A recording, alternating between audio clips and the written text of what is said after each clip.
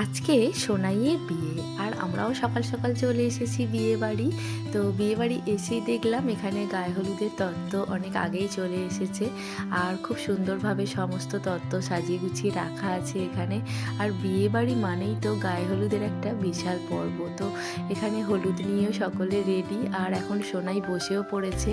এখন চলছে ওর গায়ে হলুদ পর্ব আর সকলেই আমরা খুব আনন্দ করছি। এদিকে মানুষ সবাইকে উলু দিতে বলছে আর আমরাও সকলে উলু দিচ্ছিলাম। তারপরে বেশ মজা করে গায়ে হলুদ পর্ব হয়ে গেল সোনাইয়ের। তারপরেতে সোনার আবার ইচ্ছা হয়েছে এখানে একটু ফটোশ্যুট করবে। তারপর এখন আমরা চলে এসেছি গঙ্গার ঘাটে স্নান করাতে।